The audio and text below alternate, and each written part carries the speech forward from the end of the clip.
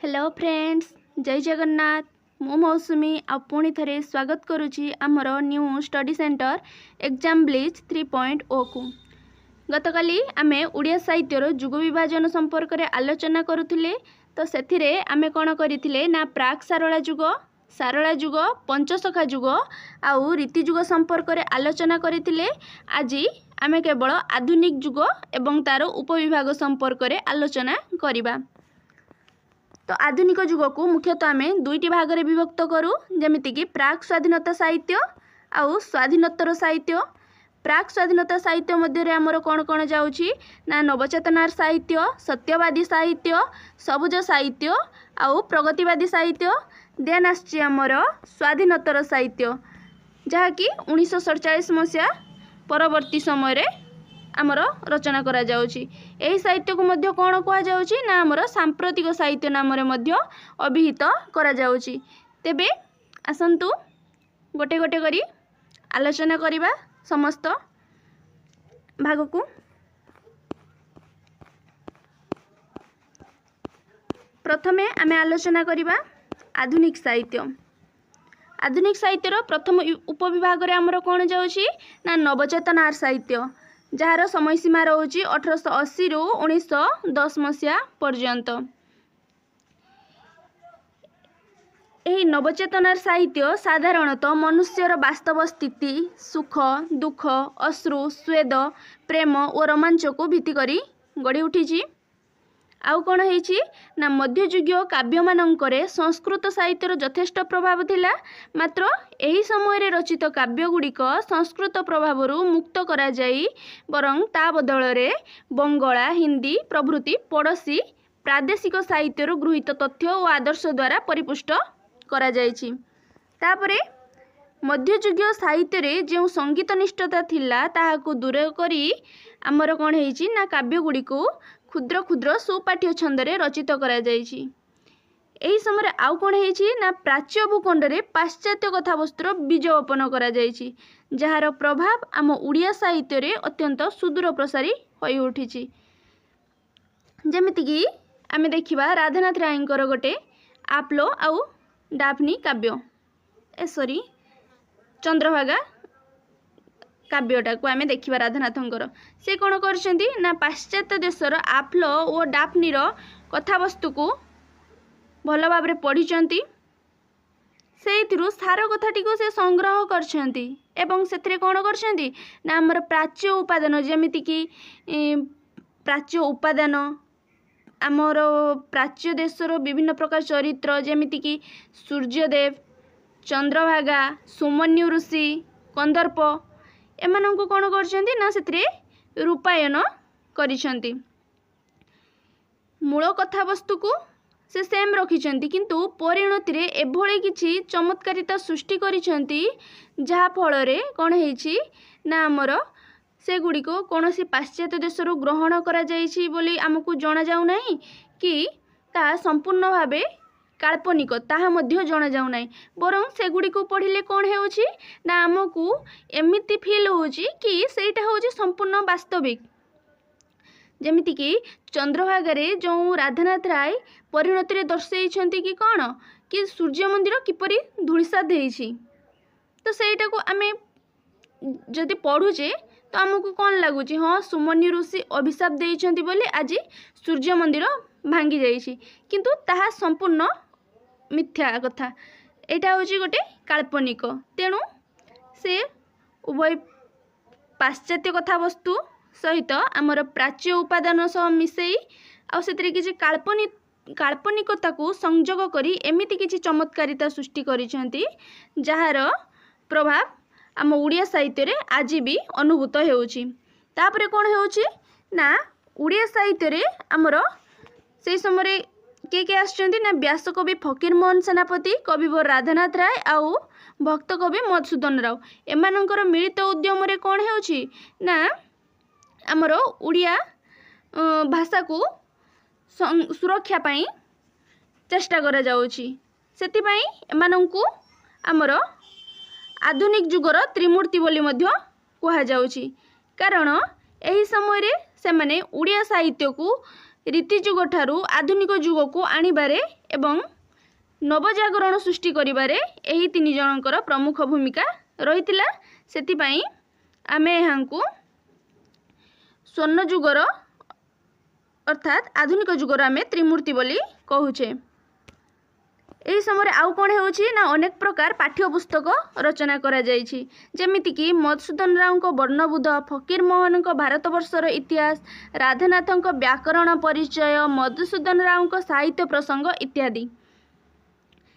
तो आम मन में प्रश्न आसुथिबो कि जो प्राक सारला साहित्य, पंचशखा साहित्य, रीति साहित्य ए सब गुड़िक कौन ना गोटे फॉर्मेशन ने चलुथिला, किंतु आमर आधुनिक जुग ठारू कहीं गोटे नुआ फॉर्मेशन स्टार्ट है आसुथिबो ना मन में प्रश्न।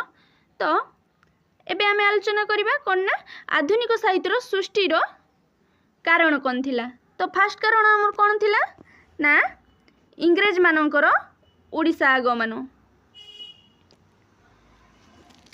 देखंतु इंग्रेज मानकर ओडिशा आगमन फल आमर जेतिकी क्षति होईछि सेतिकी लाभ मध्य होईछि। इंग्रेज माने मुख्यतः आम देश को आसते कौन पाई ना लोक मानंको उपरे अन्याय, अत्याचार, शोषण, लुंठन करि नै निजर आधिपत्य विस्तार करिया पाई तथा ओडिशा को करायत्त करिया पाई। जदिबा सेमानंको पाई आमर अनेक किछि क्षय क्षति होईछि तथापि तांकरि पाई ही आमर आज ओडिया भाषा एक स्वतंत्र रूप धारण करि पारिछि। तेणु जदि से माने आमर ओडिशा केबे आसी न थान्ते तेबे आज आमे जो ओडिया भाषा को देखुचे ताहा केबे भी एपरि भावे विकसित होई पारि न थान्ता। तापरे कोन आछि ना आमर 1817 मसिया पाइक विद्रोह, ताहा मध्य एक मुख्य कारण रहउछि आधुनिक युग सृष्टि पछरे।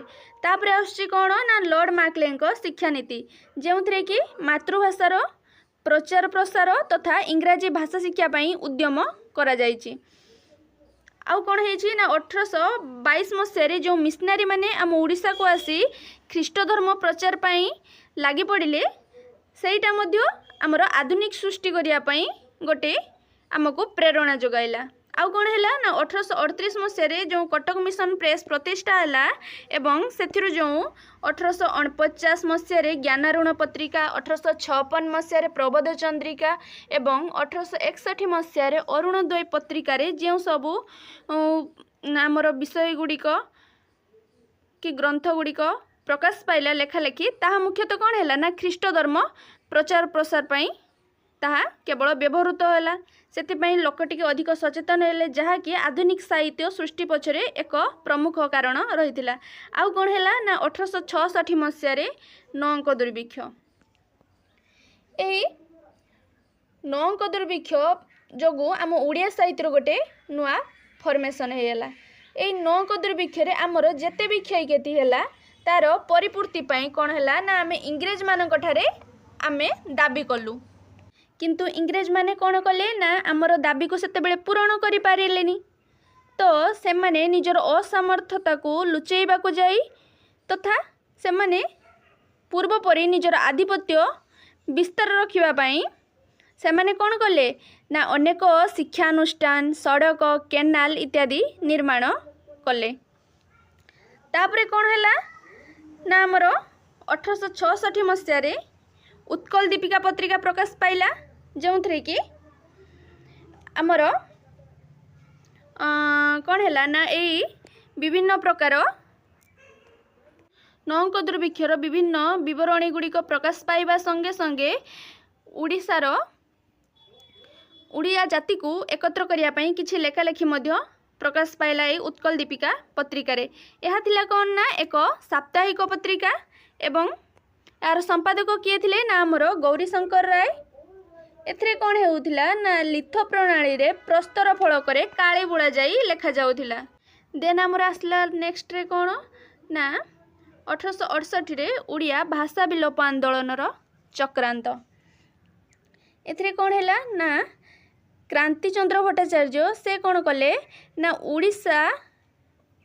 ओडिया एक स्वतंत्र भाषा नय बोली गोटे पुस्तक रचना करदेले, जो कि से कौन करने चाहिए कि ओडिया भाषा को संपूर्ण भावे निष्क्रिय करने तथा विद्यालय जो ओडिया शिक्षा दि जाऊला ताहाकू संपूर्ण भावे प्रत्याख्यान करने चेष्टा करते।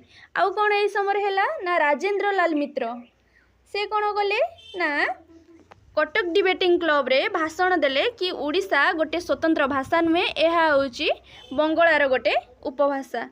तो यही समय से माने कौन कले विभिन्न प्रकार बंगाली माने कुचक्रांत करी आम ओडिया भाषा को तांकर उपभाषा बोली कहले एवं ओडिया भाषार नाम निशान मिटाई देवा पई चाहिए। आउ कौन होता है 1868 मसीह ना ये जो 1866 मसीह आमर 9 अंक दुर्भिक्ष है। तो यही समय रे जो इंग्रेज माने तांकर असामर्थ्यता को लुचेबा पई आमर विभिन्न प्रकार शिक्षानुष्ठान कले ता मध्य गोटे थिला कौन ना आमर रेभेन्सा विश्वविद्यालय। तो जहाँकि 1868 रे आमर स्थापन करागला रेभेन्सा विश्वविद्यालय। तापरे कौन है ना स्कूल इंस्पेक्टर मार्टिन साहेब मध्य स्कूल मानकरे ओडिया शिक्षा प्रचलन प्रत्याहार करिया पई आदेश देदेले। तो यह को रोकिया पई आमर फकीर मोहन, राधानाथ, गौरीशंकर, रामशंकर तापर आसुचंदी। तो से माने कौन करुचंदी ना विभिन्न लेखालेखी माध्यम रे आम ओडिया भाषा और साहित्य को सुरक्षा करिया पई चेष्टा करिसंती। से माने फकीर मोहन आमर जॉन बीम्स रेभेन्सा साहेब को जणाइले। तो जॉन बीम्स और रेभेन्सा साहेब कौन कले ना ओडिया भाषार स्वतंत्रता को दर्शाई दरखास्ती को सरकार निकट को प्रेरण कले। तो शेष सरकार द्वारा ता गृहीत है एवं 1870 मसीहा सुधा जो आमर ओडिया भाषा विलोप आंदोलन पर जो षड्यंत्रटी चली तार संपूर्ण भाव अवसान है केबे ना 1870 मसीहा सुधा संपूर्ण भाव अवसान घटीगला। तापर आम देखा सत्यवादी जुग जहाँकि आसुची 1910 रु 1921 मसीहा पर्यंत। तो 1909 रे आमर कौन होउची ना सत्यवादी वन विद्यालय प्रतिष्ठा होउची। 1915 रे कौन होइची ना सत्यवादी पत्रिका प्रकाशित होउची।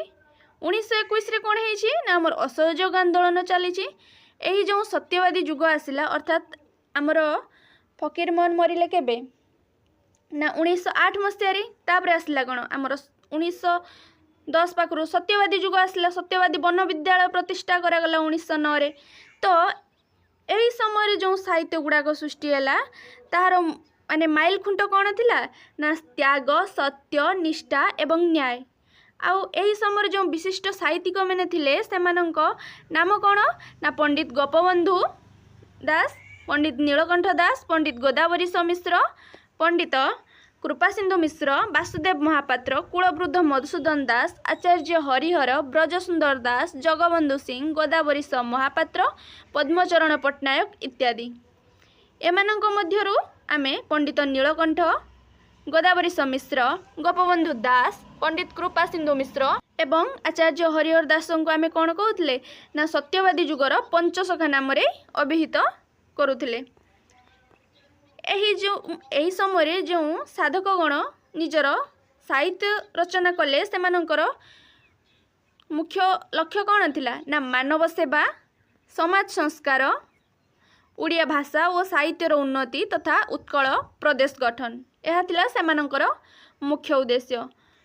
आउ एटा गोटे मेन पॉइंट आमर कि उत्कल प्रादेशिक सम्मेलन सभापति प्रफुल्ल चंद्र घोषराय कौन करथिले ना गोपबंधु को उत्कलमणि उपाधि प्रदान करथिले। अधिकांश टाइम रे आमर परीक्षा रे आसे कि गोपबंधु को किए उत्कलमणि उपाधि प्रदान करथिले। तो एटा मने रखंतु उत्कल प्रादेशिक सम्मेलन सभापति प्रफुल्ल चंद्र घोषराय। तापरे आमे आलोचना करिवा कोन ना सबुज साहित्य संपर्क रे जार समय सीमा रहुची केते ना 1921 रु 1935 मसीहा पर्यंत। ए सबुज साहित्य जो आमर सृष्टि होइछि तार समय सीमा केते रहुची ना प्रथम विश्वयुद्ध आउ द्वितीय विश्वयुद्धर मध्यवर्ती समय रे। प्रथम विश्वयुद्ध आमर केबे हेइथिला ना 1914 रु 1918 मसीहा पर्यंत आउ द्वितीय विश्वयुद्ध होइथिला 1939 रु 1945 मसीहा पर्यंत। ए जो सबुज साहित्य आमर हैला 1921 रु 1935 मसीहा पर्यंत। तो ता मध्य आउ कौन कौन देखा ना 1921 मसीह गांधीजी को अहिंसा आंदोलन बा असहयोग आंदोलन आम समग्र भारत वर्ष में देखा जाउछि। एही समय आउ कौन है ना कटक रेभेन्सा कॉलेज रे आईए श्रेणी रे 5 जन छात्र पढ़ुछंती जो माने हेले अन्नदा शंकर, कालिंदी चरण, वैकुंठनाथ, शरद चंद्र आउ हरिहर। एमाने कौन करुछंती ना रवींद्रनाथଙ୍କ द्वारा प्रभावित होई से माने सबुज चेतन रे उद्बुद्ध होइछंती। तो 1921 मसीह रे एमाने कौन करुछंती ना नॉनसेंस क्लब गठन करुछंती जेउथरे को प्रकाश पाउछि कौन ना अवकाश पत्रिका जेउथरे हमर उड़िया, बंगला आउ इंग्राजी भाषार लेखालेखी गुड़िक प्रकाशित होउतला। ए अवकाश पत्रिकार संपादक आमर किए ना थिले अन्नदा शंकर राय आउ यार नाम किए देइछंती हरिहर। देखंतु ए अवकाश ओरे रहउचंती किए अन्नदा शंकर से हेले आमर संपादक, बोरे वैकुंठनाथ, कारे कालिंदी चरण आउ सरे शरद चंद्र। ए अवकाश पत्रिकार नाम किए देले ना हरिहर। परवर्ती समय रे जो आमर अवकाश पत्रिकाटी प्रकाश पाउथिला 1921 रे ताहा केउ नाम रे नामित हैला ना आमर शक्ति साधना नाम रे नामित हैला। आउ कोन हैला ना 1932 मसीह रे जुगवीणा पत्रिका एमानक द्वारा प्रकाश पाइला जहार संपादक किए हेले ना हरिहर महापात्र। एई समय रे आउ कोन हैला ना सबुज गोष्ठीर कवि माने समय, जाति और आंतर्जातिक ए समस्त स्वाभाविक अनुचिंता और आह्वान प्रति आखि बुझी देइथिले। केवल सेतिकी नुहे बरं समकालीन परिवेशरू खापछड़ा रही स्वप्न, प्रणय और कल्पनार परिराज्य रे विचरण कले। मात्र 1932-33 परे समयर प्राणस्पंदन रे समस्ते कन्ना आत्मझास देउछंदी। पछरे केवल पड़ी रही कौन ना अतीतर यौवन सुलभ उन्मादता भावरे ज्योत्स्ना, शिउली, काकर, परिमहल और तथाकथित सबुज रोमांटिक स्वप्न। अर्थात सरल भाषा आम कहिबा जेतेबेले आमर गांधीजींकर अहिंसा आंदोलन चलछि, देश पूरा तातिक अछि, सेतेबेले कौन होउछि ना सबुज परी माने सबुज कवि माने कौन करुछंती ना महात्मा गांधी को नीति आदर्श द्वारा प्रभावित होई नांदी बरं से माने कौन करुछंती बंगलार रवींद्रनाथंकर जो विभिन्न प्रकार लेखा बाहरी से द्वारा प्रभावित होउछंती। आउ एई समय से माने प्रेम, प्रणय, कल्पना राज्य रे विचरण करुछंती जेहेतु से माने समकालीन परिस्थिति संपूर्ण भावे पछ उंचा देई अन्य एक राज्य रे घुरी बुलुछंती तेणु से माने अनेक समय धरी तिष्टि पारिबेनी। तेणु कौन हैला ना सबुज जुगटी आमर खूब शीघ्र लोप पाई जाइछि। तापरे आमर आसुछि कौन ना प्रगतिवादी साहित्य जार समय सीमा रहुछि 1935 रु 1947 मसीहा पर्यंत। एही समय कौन है ना जातीय प्रगतिशील चेतना आमठारे देखा जाइछि।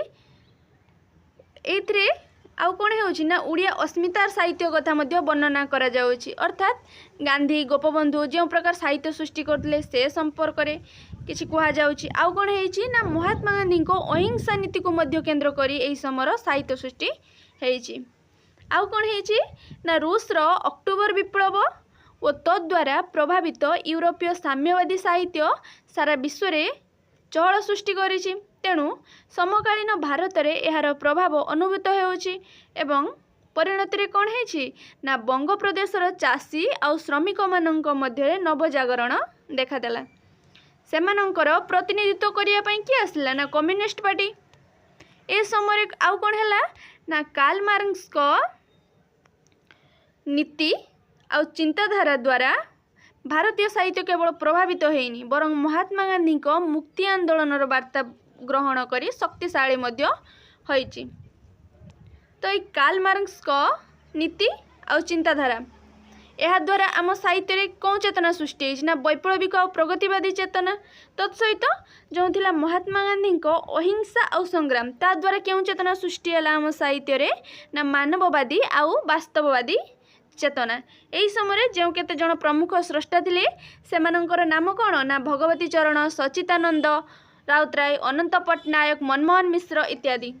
एमाने जो साहित्य गुड़िक लेखालेखी कले से कौन है ना उग्र देशप्रेम प्रकाश पाइबा सह गड़जात राजा माने जो अन्याय अत्याचार करुले से विरुद्ध में जन प्रतिरोधर साहित्य सृष्टि कले जहाँफल कौन है ना लोक मध्य गोटे एकता सृष्टि है।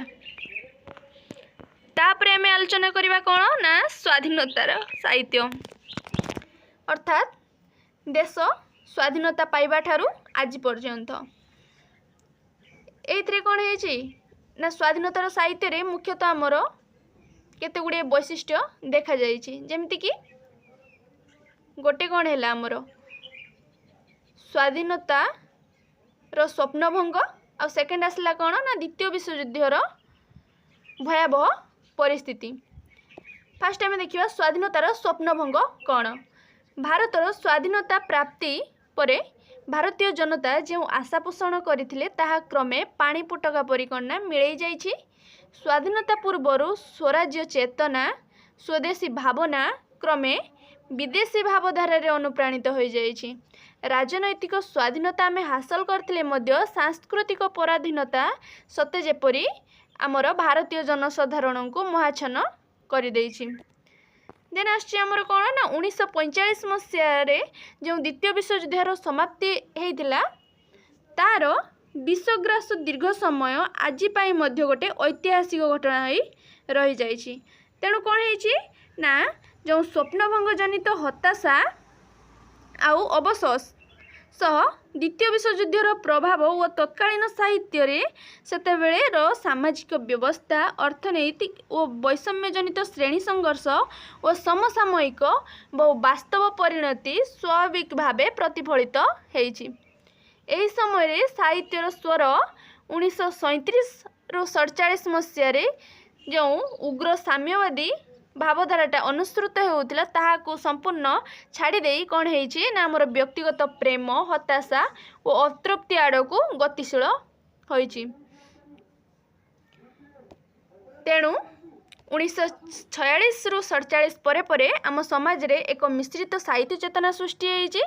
एहा जेतिकी परिमाण रे व्यक्ति सर्वस्व रोमांटिक होइछि सेतिकी परिमाण रे मध्य कौन है ना आमर वास्तविक होई उठिछि। यही समय आउ कौन कौन है ना मिथ्र प्रयोग आसी रूपक चित्रकल्प इत्यादि सब प्रयोग होइछि। एही समय जो प्रमुख स्रष्टा माने थिले से माने किए ना आमर रमाकांत आसुचंती सीताकांत गुरुप्रसाद दीपक भानुजी एमाने समस्ते कौन करछेंदी ना काव्य कविता गुड़िक लेखुचंदी। तापरे आमर गल्प उपन्यास साहित्य क्षेत्र में विभिन्न लेखक विभिन्न प्रकार लेखनी चालना करी आमर ओडिया साहित्य को आज एपरी अवस्था विकसित करि पारिछंती। तो यह थिला आमर ओडिया साहित्यर जुग विभाजन संपर्क रे गोटे संक्षिप्त आलोचना। तेबे भिडियोटी आपण माननकु केमिति लागिला ता कमेंट माध्यम रे निश्चय जणाइबा सहित भिडियो को गोटे छोटा लाइक टे निश्चय करि देबे। आ जेउ माने चैनल को नुआ आछंती सेमानंकु अनुरोध कि समस्ते सब्सक्राइब करी बेल आइकन ने क्लिक कर दबा पाई। तेबे आजिर क्लासटी आमे एठी शेष करिबा। आउ हाँ आउ गोटे कथा नेक्स्ट क्लास टारू आमे गोटे गोटे चैप्टर वाइज क्लास करिबा। तो कालीर आमर विषय रहिबो चर्या गीतिका सेही ऊपर आमे क्लास करिबा। देन तापरे जो सिलेबस अनुसार जो जो विषय गुड़िक देइछि सेही अनुसार आमे क्लास गुड़िक नेबा। तेबे वीडियो को आज एठी शेष करिबा। रहुछि जय जगन्नाथ। वंदे उत्कल जननी।